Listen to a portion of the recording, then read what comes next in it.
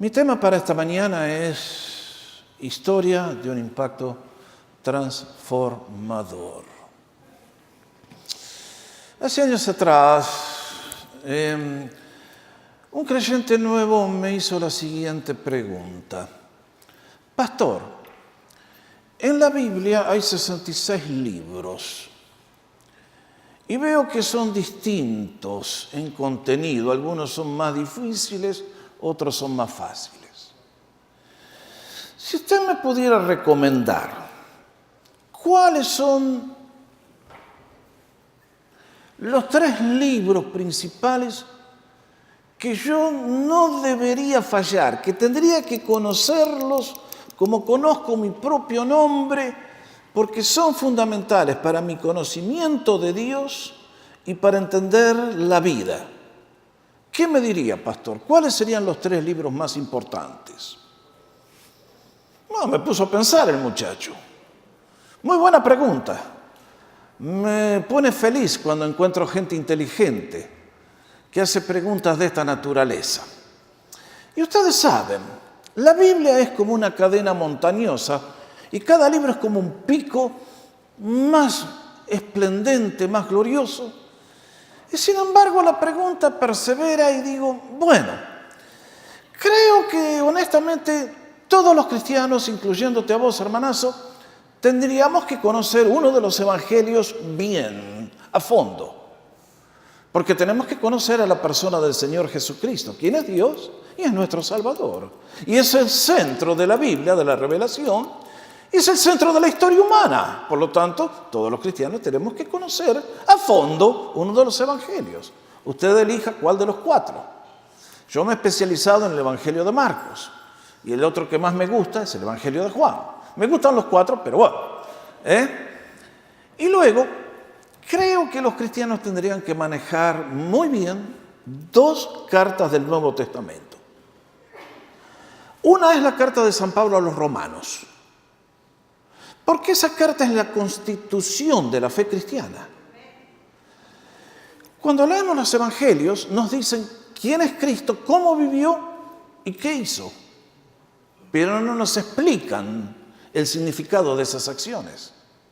Para entender todo lo que la vida de Cristo y su muerte en la cruz realizó y su resurrección, tenemos el mejor tratado completo, que es la carta de San Pablo a los Romanos. Ahora, de la misma calidad, aunque un poco más abreviada, es la carta a los Efesios.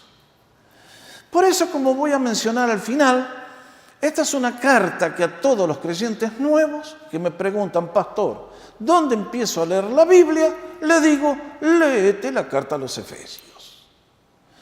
Porque es uno de esos compendios magistrales donde el Espíritu Santo quiso dejar plasmada en poquitas palabras un mundo de información, que si ustedes y yo lo llegamos a apropiar, a orar, a vivirlo, créanme que sus vidas serán transformadas de un modo dramático. Porque el plan, la carta a los Efesios, es el plan de Dios para tu vida y la mía. Preocúpate en vivir la carta a los Efesios, te lo digo de anticipado, y verás que tu vida es transformada dramáticamente. Si no conoces el Apocalipsis, si no conoces qué dice el profeta Nahum, puedes sobrevivir. Pero si no vives todo lo que Efesios nos enseña, nuestra vida será débil y raquítica. Por eso, en esta mañana, como vuestro pastor, mi deseo es llevarlos a conocer este libro magnífico que es la carta de San Pablo a los Efesios. Ahora, para entender un poquito mejor la carta, ustedes y yo tenemos que entender por qué surgió esta carta, cómo surgió. Y eso tenemos el beneficio de encontrar el relato en el libro de los Hechos que acabamos de compartir hace unos minutitos atrás. Y es por eso que elegí el título Historia de un impacto transformador. Porque la llegada del Evangelio a Éfeso causó una revolución gigantesca de la cual leímos un poco esta mañana. Por eso, mi primer deseo es que quiero que ustedes conozcan la ciudad. Y para eso les presento aquí un par de transparencias para que se puedan ubicar primero geográficamente. Como está en la pantalla, tenemos que aprender que Éfeso era un centro pujante de cultura, de comercio, economía, de educación. Dentro del Imperio Romano era la tercera ciudad en importancia económica. Era un centro comercial poderosísimo porque, como pueden ver en los mapas que tienen allí, en el mapa de la izquierda está todo un mapa de lo que es Europa y de lo que fue el avance de la fe cristiana que parte de la costa de Jerusalén y va cruzando Asia hasta llegar a Europa. Y luego los quise enfocar para que se ubiquen que Éfeso estaba en la costa oeste de Turquía. En aquel entonces era la provincia de Asia. Y para ubicarse mejor aún, es para que vean que estaba a la orilla del mar, había un río que desembocaba en el mar en ese lugar, tenía un puerto ideal para las actividades y entonces en ese lugar hubo un centro cultural poderosísimo. Las ruinas de Éfeso nos dan una idea. Vean ustedes, en primer lugar, la foto de lo que era la biblioteca pública. Estos restos que quedaron nos dan una idea de la magnificencia de aquella civilización. Uno se encuentra que los seres humanos, con la tecnología que tenían, hicieron cosas realmente notables. El anfiteatro, que es donde ocurrió este tema del conflicto de Diana y los plateros, es en ese estadio que ven allí. Ustedes saben que los romanos cavaban toda la ladera a martillo y cincel y hacían todos los asientos de la roca.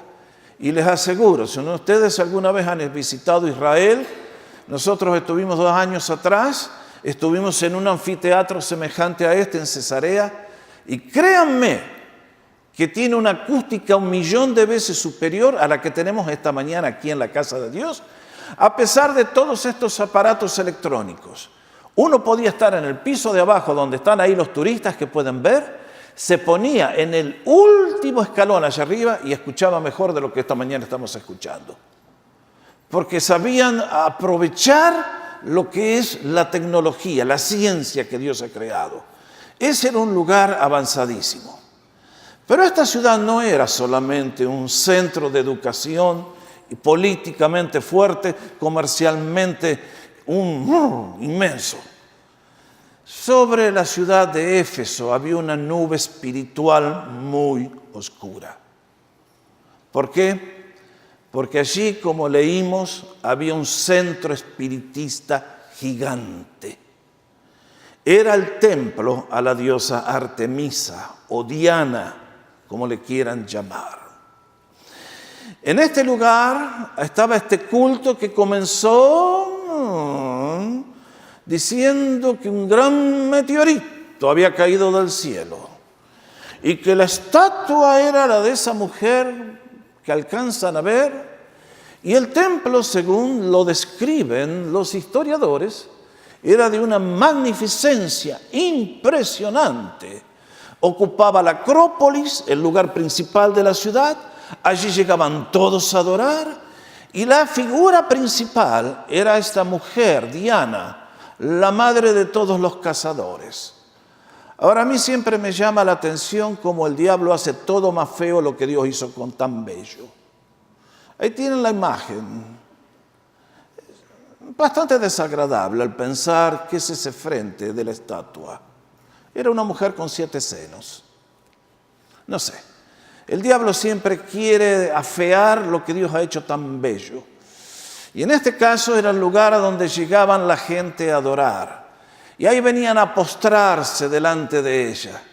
Pero lo que no sabían es que, al igual que en el día de hoy con el tema de la santería, dentro de Diana de los Efesios, dentro de ese templo donde venían a pedir milagros, había un poder oscuro poderosísimo.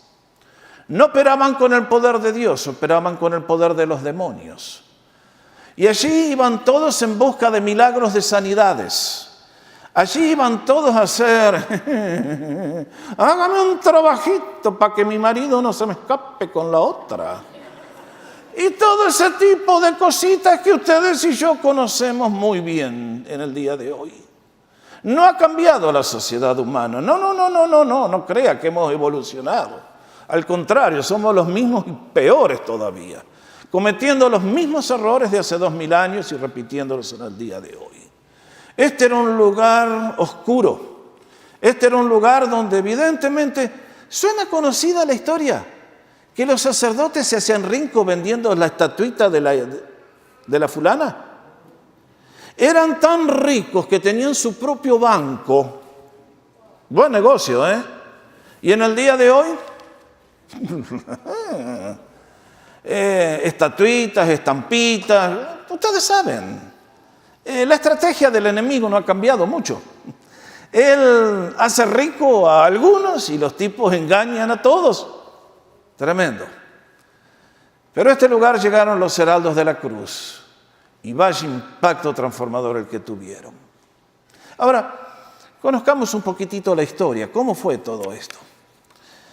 Cuando ustedes y yo leemos el libro de los Hechos, descubrimos, allí en el primer mapa que ven, que el Evangelio partió de la costa. Gracias, David. Allí el Evangelio comenzó en Jerusalén y luego Antioquía pasó a ser el centro misionero poderoso. Parece mentira que en el país que es actualmente Siria, con el lío que tienen desde esas costas de Siria, es que el Evangelio se expandió por todo el mundo conocido. Hacemos la historia corta. Pablo, los misioneros salieron llevando el Evangelio, cruzaron Europa, hicieron el impacto que ustedes leemos en Filipos, en Tesalónica, Corinto. Y luego el apóstol Pablo se cruza el mar, y los voy a tratar de ayudar aquí, se cruza el mar hasta Éfeso. Aquí en Corinto se había conocido con una pareja de compañeros judíos, Aquila y Priscila, que llegaron a ser socios en la proclamación, colaboradores muy estrechos, muy cercanos. Y allí se trasladan a Éfeso. Y Pablo y Priscila y Aquila se dirigieron a la sinagoga judía. Allí iba un grupo de personas que invocaban al Dios verdadero, estaban en un mar de paganismo, pero tristemente no conocían el poder de Dios y no habían podido ser de mucha solución. Y es en ese lugar donde Pablo aparentemente se quedó por 2 o 3 semanas. Los líderes le dijeron, por favor, vuelva, háblenos más, pero Pablo estaba apurado.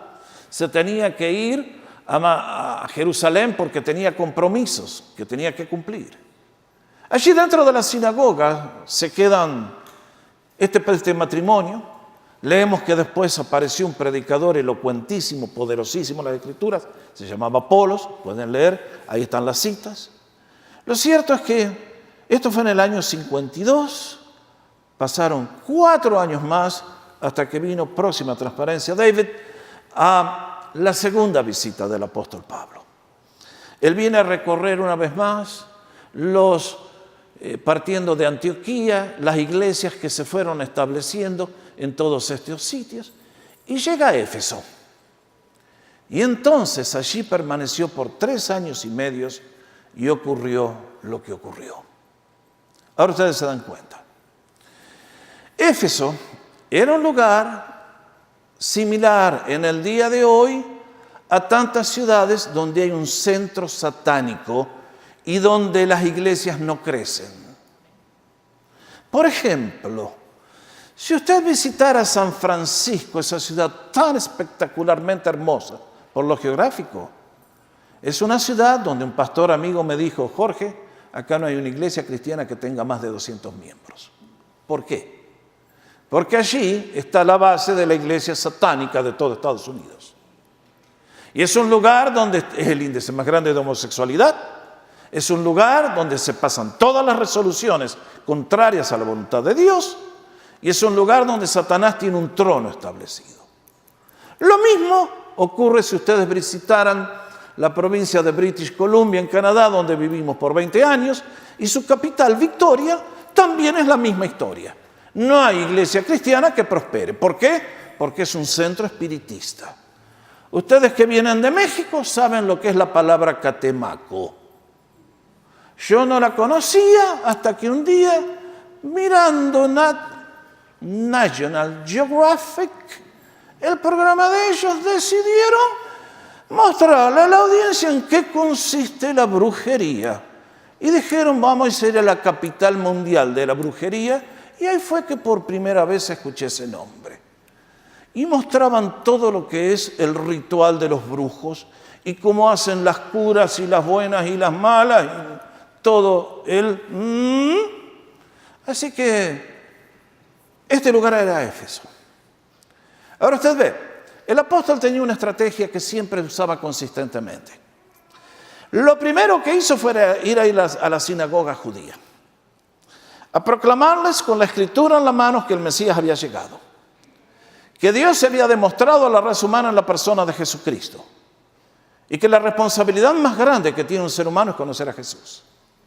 Note bien, cuando Jesús vino a este mundo, vino a restaurar lo que el pecado y Satanás nos robó. Y Satanás para Jesús no es un mito, ni es un cuento, ni es una figurita con 2 cuernos y una colita y un tridente.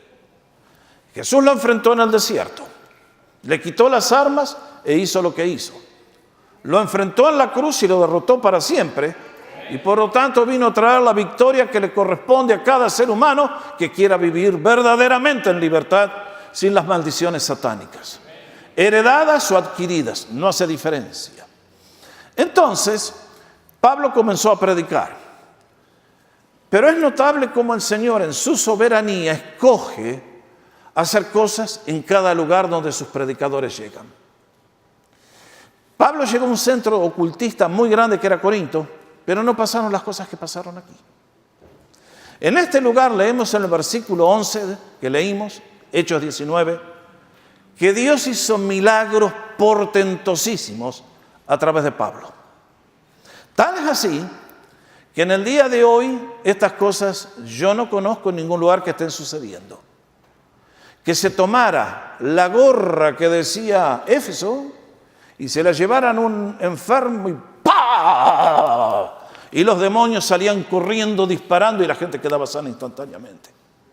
¿No le gustaría a usted que eso ocurriera aquí? Estamos mal, ¿eh? Muy mal. No es chiste. No es chiste. Esta falta de pasión de vuestras cosas nos indican que no entendemos o no queremos. Porque si queremos que el mundo se salve, no necesitamos solamente el mensaje cristiano. Necesitamos el poder de Cristo.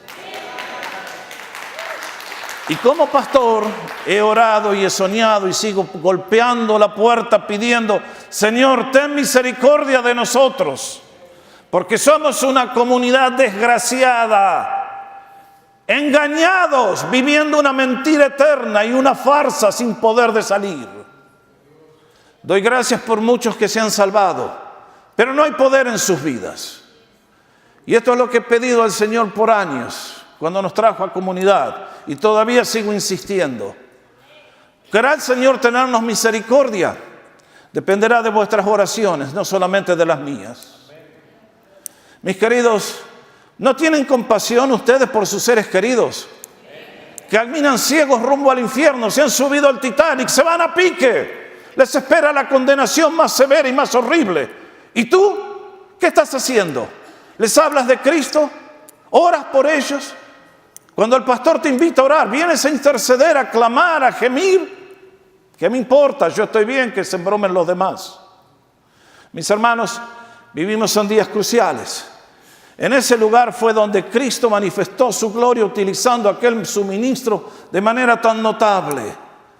Doy gracias por vuestras oraciones a mi favor, pero quiero pedirles que no cesen de orar porque todavía estamos muy lejos de la meta. Nos falta mucho, mis amados.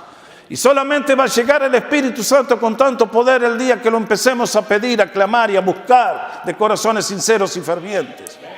Muchas veces yo les digo, ¿qué pasa que no dicen amén? Esa falta de amén indica corazones fríos, corazones no dispuestos, gente aburrida, gente repetitiva y rutinaria. Si tú tuvieras el fuego del Espíritu Santo, cuando el pastor te dice, vamos a clamar a Dios, dirías, amén. Vamos, mis hermanos. Estamos viviendo en días decisivos. Satanás quiere tu vida, quiere tu hogar, quiere tus hijos, quiere todo de ti. ya te tiene y te va a destruir. Dale gracias al Señor que ha venido a tu rescate y a tu auxilio. Lo que pasó en aquella ciudad fue algo notable, que cuando la gente vio lo que ocurría, ¿qué salieron a decir? Reconocieron la grandeza del nombre del Señor Jesucristo. En el día de hoy reconoces la grandeza de tu Señor. Reconoces la grandeza del Señor Jesucristo. ¿Quién es? Que fuera de Él no hay nada en la vida. Que fuera de Él no hay ninguna bendición, no hay gozo, alegría, no hay paz, no hay amor. Reconoces que sin el Señor no eres absolutamente nada. Que todos tus triunfos en la vida, tus millones y todo, son una sombra, son un engaño. Sin Cristo no tenemos nada. Aquella iglesia supo que el corazón del cristianismo es amor a Jesús, es valorar a Jesús, es servir a Jesús y adorarle con corazones fervientes. Ese es el corazón de la cosa. En el día de hoy estamos llenos de gente que quieren venir a la iglesia para que Dios les saque las castañas del fuego. Pero Señor, no tengo ni interés en ti, ni amor, ni nada. Oh, mis hermanos, la carta a los Efesios tiene un mensaje muy poderoso para el día de hoy, se los garantizo. Y fue entonces que ocurrió lo que ustedes y yo leímos.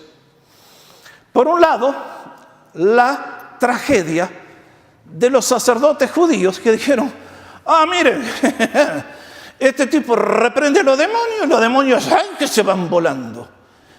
Y los endemoniados, queridos, los tenés sentados en tu propia casa, hermanito. Vos trabajás al lado de gente que está endemoniada, excepto que vos no lo sabés. ¿Te das cuenta? Son tus compañeros de trabajo, tus compañeros de aventura. Están en tu casa, tu hijo puede estar endemoniado, tu madre, tu padre, todos. Y en este caso vieron uno que era candidato seguro. Pero ya se fueron a querer liberarlo de los demonios. Y se encontraron con que los demonios son seres reales y tienen mucho poder. Pero que también saben muy bien quién eres tú y quién soy yo. ¿Y quién es Jesús y quién es Pablo? Y estos pajarones, porque no tengo otro término más elocuente, tendría que usar algo peor todavía, quisieron ir a enfrentar a los demonios, a seres espirituales, angelicales, que tienen poder impresionante. ¿Tú alguna vez viste la serie de Kung Fu? Oh, ya. ¿Cómo pegaba patadas el Kung Fu? ¡Qué poder! Tácate caían y tácate caían y tácate. Ustedes van a decir, pero eso es todo ciencia ficción, pastor. Yo no le creo, porque es película. Usted no va a creer en las películas. Sí. ¿Tú sabes que llevas a los hijos a las ciencias marciales? Que eso es una manifestación de los demonios. ¿Tú sabes a lo que te expones? Mis hermanos, la ceguera paga carísimo. Carísimos todos los que viven ciegos sin conocer a Jesús. Y en este caso estos tipos fueron a querer enfrentar a los bichos estos. Y el endemoniado solito, se vinieron los 7 hijos a querer reprenderlo. Y vean lo que les dijo. Yo conozco a Jesús, conozco muy bien a Pablo. ¿Y ustedes quién son, manga de sinvergüenzas? Y se les fue encima. Y les dio la paliza del siglo y ustedes leyeron que salieron de aquella casa desnudos. Es bravo querer meterse con el demonio sin el poder de Jesús. Ellos se ríen de usted, se ríen de mí, se ríen de todos. Pero cuando ven a un cristiano que realmente ha renacido por el poder de Dios, retroceden porque saben que el santo más débil que tiene fe en Jesús tiene el poder de Jesús y la autoridad de su nombre. Y entonces salen disparando. Y cuando uno dice, te vas, se van. Y la persona queda libre. Y entonces esto produjo un efecto. Que por primera vez, estoy seguro, que ya se habían congregado los cristianos. Y Pablo les enseñaba, y los cristianos son cabeza huecos y desobedientes. Porque el Señor nos tiene que agarrar y golpearnos la cabeza contra la pared hasta que tú entiendes y le haces caso a tu pastor. En este caso, ¿qué leemos? Que vinieron confesando las obras de maldad. Y que muchos de estos convertidos eran brujos profesionales que hacían el trabajito. Y fíjense que en un mundo donde no existía la cultura de hoy, ni la imprenta, tenían libros de brujería y de magia. Y con eso hacían sus trabajos que cobraban muy bien. ¿Y qué nos dicen? Que cuando vieron lo que pasó, se les hizo la luz y pudieron comprender por primera vez la obra de malvada que habían hecho. Y entonces, evidentemente, se juntaron, trajeron todos los libros y ahí les prendieron fuego. Mis hermanos, acá hay una lección para su vida. Yo muchas veces les he querido enseñar y ustedes en su ignorancia me han rebotado. Pero si usted en su casa tiene imágenes, el demonio tiene poder sobre su casa. Si usted tiene los calendarios aztecas, las estatuillas de los mayas, que Viracocha, que los incas, que Huincapótl, tú le has dado el poder al demonio sobre tu vida y sobre tu casa. No te equivoques. Por eso acá se vendían las estatuillas de Diana. Yo les digo esto porque yo no nací sabiendo todo esto. Nadie me lo enseñó, lo descubrí en la trinchera porque el Espíritu me lo reveló. Gracias a esa mujer que tengo ahí al lado, que es una profetisa notable. Y el Espíritu nos hizo ver un día que, sin saber, un día en la Feria Mundial del 86 vino un display de los faraones egipcios a Vancouver. Y yo de buen corazón voy y me compro 3 cuadros hechos en papiro. Porque claro, el papiro es uno de los primeros elementos sobre el cual se escribió la Biblia. Y yo dije, ahí está en la clase que enseñaba sobre cómo nos llegó la Biblia, dije, quiero tener un testimonio. Pero en el papiro había dibujos de dioses egipcios, que son demonios. Y un buen día, mientras estudiaba los 10 mandamientos, la voz del Espíritu Santo me dijo, tú no puedes tener ídolos delante de mis ojos. Sentí como que el Señor entraba a mi casa, pasaba por las paredes y me dice, Jorge, ¿qué hace esta porquería acá? ¿Cómo podés tener eso delante de mis ojos que todo lo ven? Perdón, Señor, perdón. Un día visitaba la casa de un pastor, le digo, ¿qué es esto que tenés acá? El Dios del maíz.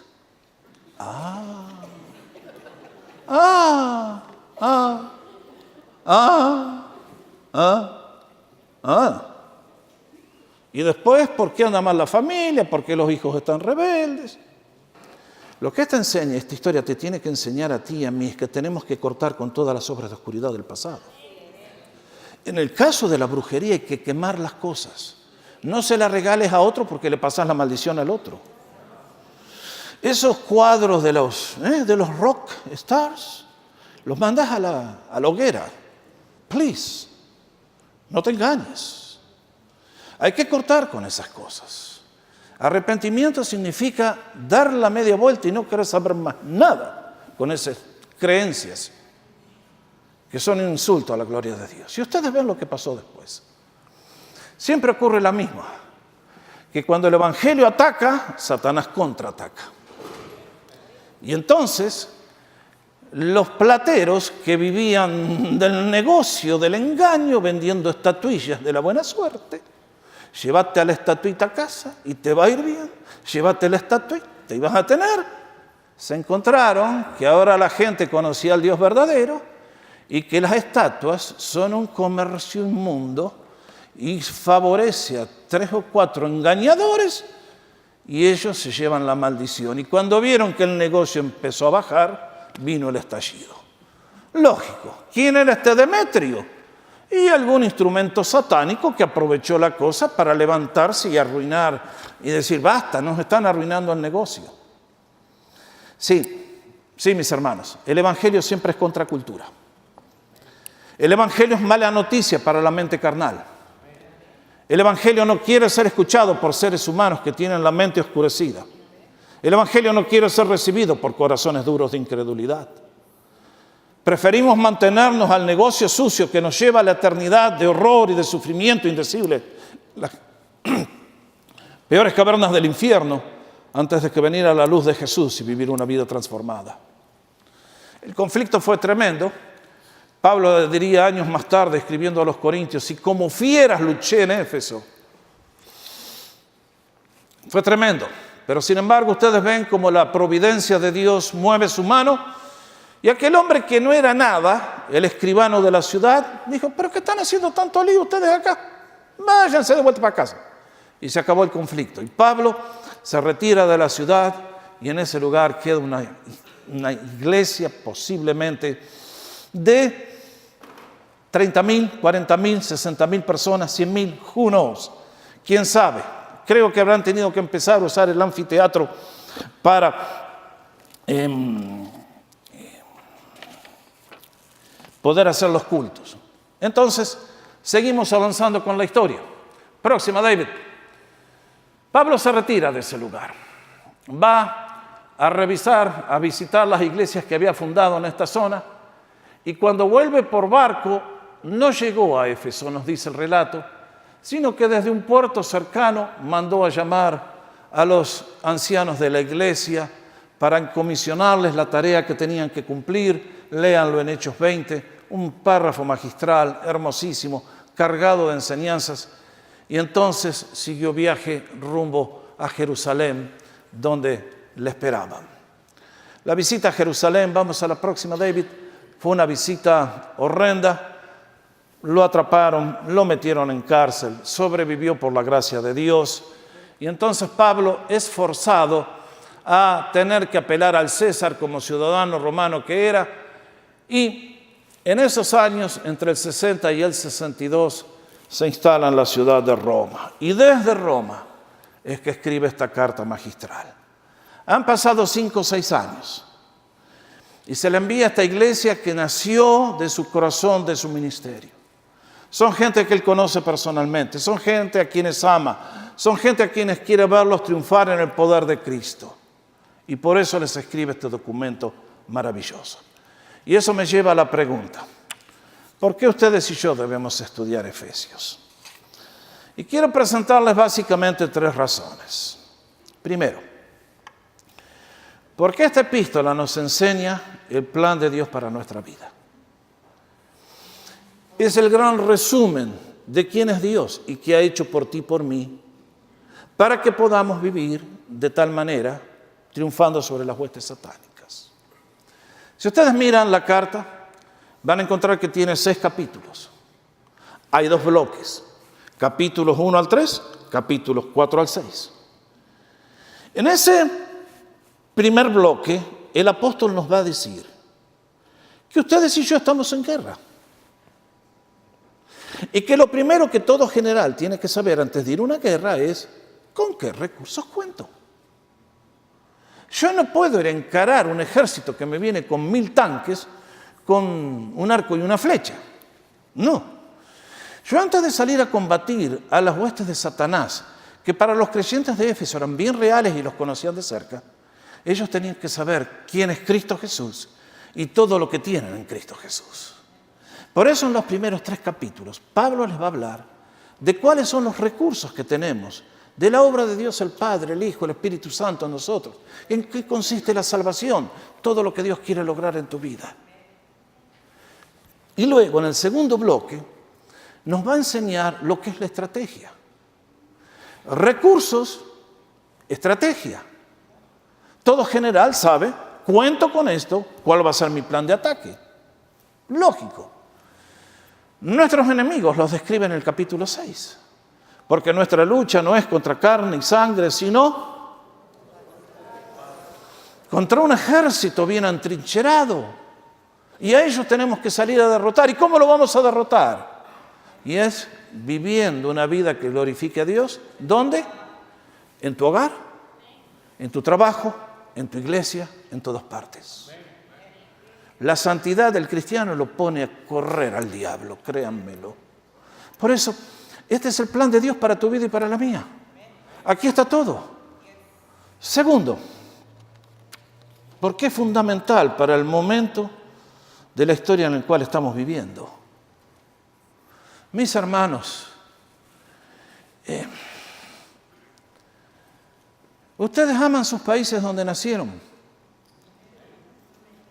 Yo creo que todos amamos al país donde nacimos. ¿Están contentos como le está yendo a Latinoamérica en el día de hoy? Nadie. Nuestro continente parece empantanado en un mundo donde no hay avance. ¿Y dónde está la crisis? Hablan de la corrupción, hablan de...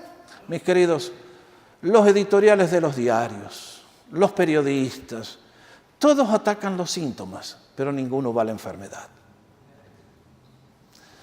El año pasado que estuvimos en Buenos Aires mirábamos algunos programas y ¿cómo robaron allá?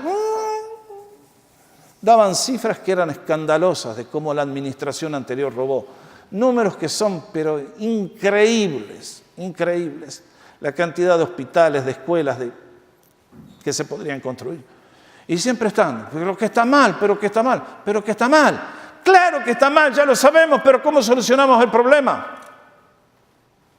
Ahora te va a decir, pastor, ¿y la Biblia qué tiene que ver? Todo, todo. ¿Usted sabe de dónde vinieron nuestros países? ¿Quiénes son los líderes de su país? Yo no conozco la historia de El Salvador con detalles o de vuestros países. Yo conozco la del mío y creo que no es nada diferente a la de ninguno de los demás. Nuestros países fueron, toda la revolución libertadora fue hecha por masones, logias. Y la gente lee eso y dice, logias, masones. ¿Qué será eso? Usted no sabe que esas personas operan con el poder satánico. Estos días, cuando yo salgo de vacaciones, aprovecho a leer cosas que no tengo tiempo durante el año. Y me encanta leer la historia de Argentina porque hay tanto para aprender. Y que hay una parte de la historia del 1850, por ahí, cuando apareció el primer presidente, y el historiador, un historiador muy notable, contaba cómo comenzó la escuela espiritista en Argentina. Fue un español de Málaga que vino a enseñarle al mundo lo que es la vida de ultratumbo. ¡Qué lindo! La gente quiere saber lo que hay más allá, pero no quieren leer este libro. Y entonces se abren al poder del engaño y de las mentiras diabólicas. Pero lo que más me asombró fue que el primer presidente constitucional, un general llamado Justo José de Urquiza, era masón de grado 33. Algunos de ustedes que saben, ya brotó la exclamación, ¿no es cierto? Dentro de la masonería, que es una escala en el conocimiento de Satanás, y que termina haciendo misas negras para tener el poder de los demonios, y etcétera, etcétera, este hombre había alcanzado el grado tope. ¿Y qué creen que son los políticos de nuestras naciones? ¿Y qué creen que es lo que está pasando aquí ahora? Tristemente. Lo malo de allá se llegó acá también. Estamos en días de lucha, queridos. El futuro que espera a nuestros hijos, a menos que Dios nos tenga misericordia, va a ser un futuro bastante oscuro. Tú, si eres cristiano, tienes una responsabilidad sobre tus hombros. Si no la has visto, lo siento. Pero es hora que te despiertes y comprendas que Latinoamérica y todo el mundo necesita la verdad de Jesús y ser salvo por la gracia de Dios. Porque es el único que nos puede libertar. Y si crees, asegúrate que el domingo que viene vienes con algún amigo que no sabe nada de Jesús. Tráetelo de la oreja como sea. Porque lo necesita desesperantemente, aunque él no lo comprenda ni lo sepa. Segundo, veo que esta carta tiene un desafío para la iglesia evangélica contemporánea. Porque en el día de hoy, les dije, cuando Jesús ataca, Satanás contraataca. Jesús va de frente, Satanás se te filtra por la retaguardia. Y San Pablo, escribiendo a los creyentes, le va a recordar una verdad que es fundamental en el día de hoy. Y que el propósito por el cual Dios ha dejado una iglesia y ha dejado pastores maestros, que no puede ser cualquiera, debe ser alguien preparado y calificado, ¿para qué los deja? Vean ustedes lo que dice. Para que ya no seamos niños. Va la barca para allá, va Bachicha para allá, va la ola para allá, va la barca para aquel lado. Fluctuantes, llevados por doquiera de todo viento de doctrina. Hoy estás acá y crees esto, hoy estás acá, por estratagema de hombres que para engañar emplean con astucia las artimañas del error. Me aliento cuando hermanos que se agregan a comunidad me dicen, pastor, acá hemos escuchado la verdad después de tanto tiempo.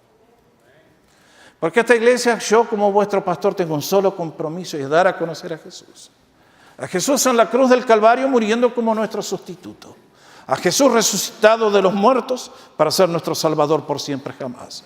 A un Señor que reina sobre todas las huestes satánicas y tiene poder infinito para solucionar aquellas cosas que humanamente no se pueden lograr. Esta es una iglesia destinada a exaltar a Jesús. Y no te voy a exaltar a ti, mi hermano, ni me voy a exaltar a mí. En el día de hoy hay muchos lugares donde se predica un mensaje luciferiano. Está mejor. Cambia un poquito, pero mantente sentado en el trono. Que Jesús te haga su sirviente y que Jesús te ayude, pero el trono lo ocupas tú. Mi hermano, mientras Jesús sea tu sirviente, no vas a ir nunca a ningún lugar. Tu Señor es bueno y te ha bendecido, pero hasta que Él ocupe el centro de tu corazón y el trono que hay en Él, tú vas a vivir mal. Vas a ser un hombre engañado y yendo de un lugar para el otro. En el día de hoy yo veo que gente pasa por comunidad todas las semanas, que vienen buscando un mensaje barato, un mensaje de solución rápida. Jesús vino a ser santos, discípulos, que conozcan lo que son los recursos de Dios y que lo vivan día tras día en la situación donde Él los coloca. Si el Evangelio ha llegado hasta hoy, ha sido no por el cristianismo, sino por verdaderos discípulos que están dentro de la fe cristiana y que son los auténticos cristianos que dan a conocer la gloria de Dios. No lo olvides. Tú y yo podemos ser esa persona. La puerta está abierta, la invitación está hecha, todos podemos entrar por ello y recibir bendición de Dios. En el día de hoy, con tantas ideas que circulan por la TV, la radio, la internet, busque a Jesús. La última razón es porque esta carta tiene poder para cambiar las vidas. Y les muestro una persona allí que posiblemente la mayoría de ustedes no conocen, pero ha sido uno de mis mentores a la distancia. El doctor Howard Hendricks fue por muchos años profesor en un seminario muy prestigioso en la ciudad de Dallas. Un hombre de Dios increíble, un evangelista apasionado por ganar almas para Cristo. Y como parte del llamado que tuvo para servir al Señor, lo invitaron a que sea, vamos David, con las próximas, capellán de los Dallas Cowboys. ¿Qué les parece? ¡Qué oportunidad increíble! Fue muy gran amigo con aquel coach que hizo maravillas por este equipo en la década del 70. Tom Landry se llamaba. Ahí estamos. Así que ustedes que le dicen los vaqueros de Dallas, los conocen ahora. Está mejor. Bueno, el doctor Hendricks les predicaba el evangelio a los jugadores. Ustedes vieron estos monstruos. Grandotes por afuera, chiquititos por adentro. Entonces un día uno de estos lo vino a ver. Estaba con una crisis en el hogar y el doctor Hendricks le dijo, mira, vos lo que tenés que aceptar es a Jesús. Aquel monstruo de ser humano aceptó al Señor. Y le dijo, ¿y ahora qué hago, doctor? Bueno, dice, te voy a dar un desafío. Vas a leer la carta a los Efesios una vez por día, completa, todos los días. Por una semana y después me venís a ver. Aquel muchachón dijo, muy bien, voy a hacerlo. A la semana siguiente se encontraron y el doctor Hendricks contaba, era una persona transformada, era una nueva persona. Este es el poder de la palabra de Dios cuando entra el corazón humano. Y la carta a los Efesios, como es el plan de Dios, en poco espacio, si tú lo comienzas a llevar al corazón, vas a ser una persona radicalmente diferente. Es por eso que el desafío que les dejo esta mañana es triple. Lean Efesios. Lee Efesios, mi hermano. Léetelo como aquel jugador de fútbol. Te puedo desafiar a leerlo una vez por día en la próxima semana, todos los días. ¿Eres suficientemente valiente para hacer una cosa así? ¿No? ¿Te da el cuero? No creo que sea tan difícil, ¿no? Es un placer leer esta carta. Te vas a encontrar con cosas que no entiendes. Perfecto, para eso los vamos a estar explicando. Pero pídele al Espíritu Santo que te hable y vas a ver cómo te va a iluminar y te va a bendecir. Segundo, vengan conmigo a Efesios capítulo 1. Ya terminamos, muchachos.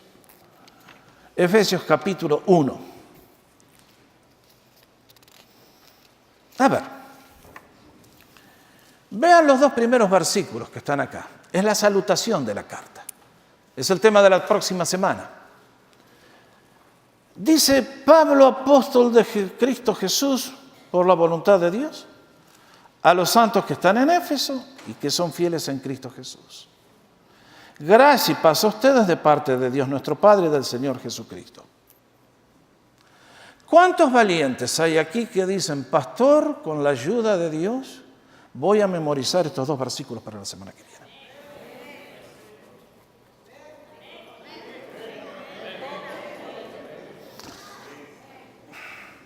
¿Les estoy pidiendo mucho?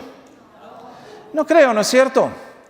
Pero si ustedes y yo tomáramos la disciplina de memorizar 2 versículos en una semana, créanme que en poco tiempo seríamos eruditos bíblicos y nuestra vida fluiría con el poder de Dios. Es por eso que les doy el tercer consejo: ore, Efesios.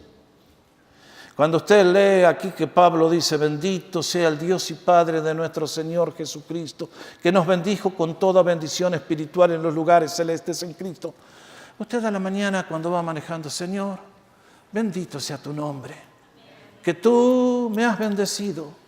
Y ya vamos a ver todas esas bendiciones en los lugares celestiales. Y me has escogido antes de la fundación del mundo. Y has elegido a mi familia y dale gracias. Empieza a orar Efesios, mi hermano. Y vas a ver lo que Efesios va a hacer por tu vida. Es por eso que si quieren ver a dónde nos va a llevar el apóstol Pablo, vengan conmigo al capítulo 3 y vamos a escuchar su oración por ustedes, por mí y por todos. Porque esta es la cúspide. Esta es la punta del Everest. Más alto que esto no se puede ir ya. Esto es el equivalente a Romanos 8. Dice, por esta causa pues, doblo mis rodillas ante el Padre de nuestro Señor Jesucristo, de quien recibe nombre toda familia en el cielo y en la tierra. Ya vamos a explicar todas estas cosas. Le ruego que Él les conceda a ustedes, conforme a las riquezas de su gloria, el ser fortalecidos con poder por su espíritu en el ser interior. ¿Necesitamos fortaleza para enfrentar la vida? De manera que Cristo habite por la fe en sus corazones. También ruego que arraigados y cimentados en amor, ustedes puedan conocer, comprender con todos los creyentes en Cristo cuál es la anchura, la longitud, la altura, la profundidad del amor de Cristo que sobrepasa todo conocimiento, para que sean llenos hasta la medida de toda la plenitud de Dios. ¿Quieres toda la plenitud de Dios para tu vida, mi hermano? ¿O te conformas con el 10%? Efesios es para que lleguemos al 100%. Y esta es la doxología, la acción de gloria, de gracias, que es poderoso para hacer todo mucho más abundantemente de lo que pedimos o entendemos con esta mente finito, según el poder que obra en nosotros. A Él sea la gloria en la iglesia y en Cristo Jesús por todas las generaciones, por los siglos de los siglos.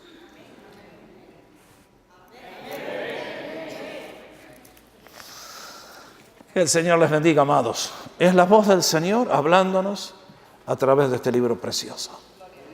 Hoy es un día de gozo para ti, es un día de bendición, recíbelo. Cristo te ama y está aquí contigo. Nos ponemos de pie para orar.